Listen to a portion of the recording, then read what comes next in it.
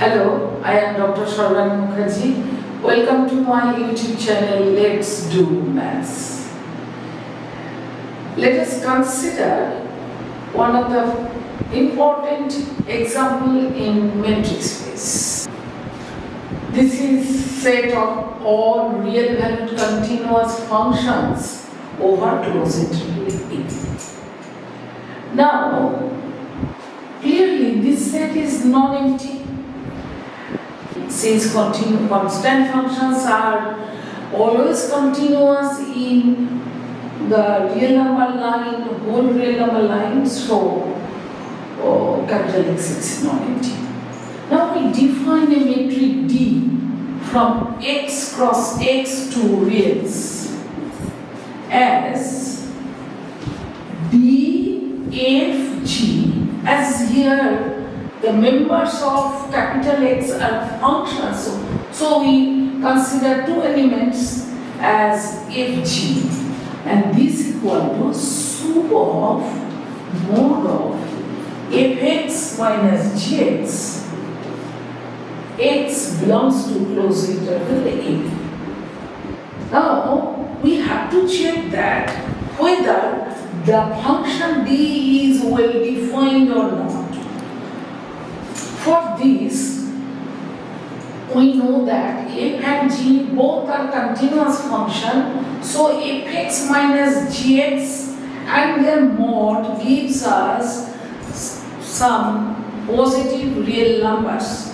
So we have a subset of positive real numbers and we consider the supremum of that set by the LUV axiom.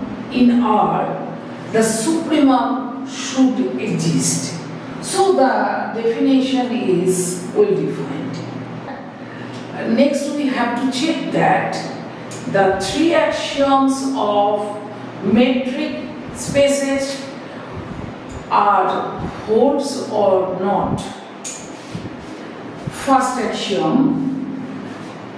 mod of fx minus gx greater than equal to 0 for all fg in capital X, and therefore we have to consider the supremum of all those positive real numbers. So supremum of this set where x varies in closed interval AB, that should be greater than equal to 0, that is DFG greater than equal to 0. This is a non-negativity condition. Now we assume DFG equal to 0. That means supremum of mod of fx minus gx is 0. Now, supremum of a set of non-negative real numbers is 0. Supremum is 0. That means every member of that set should be 0. That is, mod of fx minus gx equal to 0 when? For all x in AB. Now, mod of this equal to 0 means fx minus gx equal to 0 for all x. You have to continue this part for all x belongs to closed interval AB. Now, fx minus gx equal to 0 means, I should write here, fx equal to gx. Again, you have to write for all x belongs to AB as fx equal to gx for all x in its domain. We can write f equal to g. These two functions are equal. That means when dfg equal to 0, f equal to g. Conversely, let us assume that f equal to g. That means fx equal to gx for all x in closed interval AB. That means this line should be true, and therefore mod of this again 0 for every x, and therefore supremum should be 0, and therefore d of fg equal to 0. That means the reverse part we can obtain by reverse implication. So we write reverse implication here. Is that clear? Therefore, axiom 1 is verified. In axiom 2, we have to prove the symmetry property. That is, d of fg equal to d of gx. By definition, we have d of fg equal to this, and it is equal to, it is really clear that this is equal to g minus dx minus fx. It is clear, and therefore this is d of gf. That is, the second axiom is quite easy. Now, our third axiom is triangle inequality, and it is quite tricky. For triangle inequality, we consider three functions f, g, h. Now, mod of fx minus hx can be written as mod of fx minus gx plus gx minus hx. Is it clear? And by the simple inequality, we can write it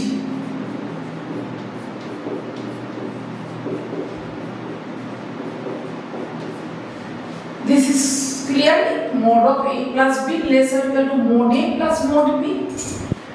Now, we consider here, you can write that let x belongs to closed interval AB. Now, this is true for any x in closed interval AB. Now, if we write sup of mod of fx minus gx, x belongs to closed interval AB, plus, here again consider sup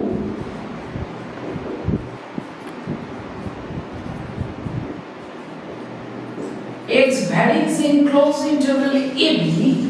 Now, note that supremum of this type of elements where x varies in closed interval AB, and this is one of the element in that set.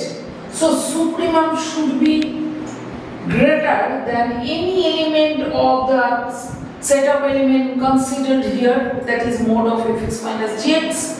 So we can write it is less or equal to that supremum.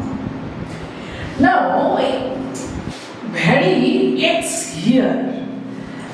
Now if we vary x in closed interval AB, that collection of mod of fx minus hx in this set, this is the upper bound. And if we consider the least upper bound is less or equal to any upper bound. So we can write sup of mod of fx minus hx, x belongs to closed interval AB, less or equal to the term in the right hand side remains unchanged.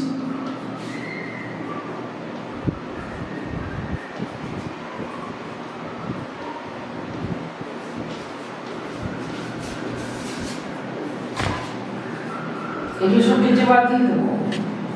আচ্ছা, মানে এই লেখাগুলো দেখালে অনেক time লেগে যাবে।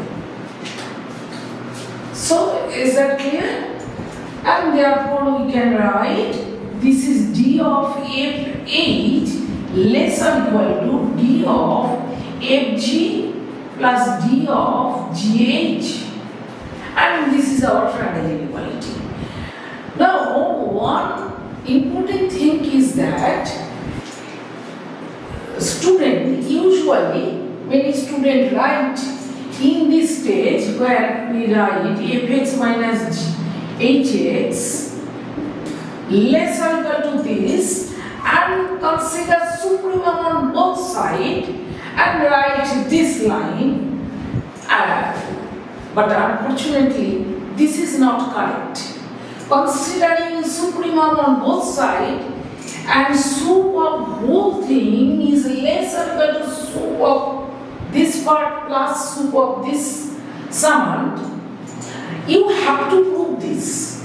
So it is better to write in this way, and therefore the set capital X is a metric space with respect to metric D.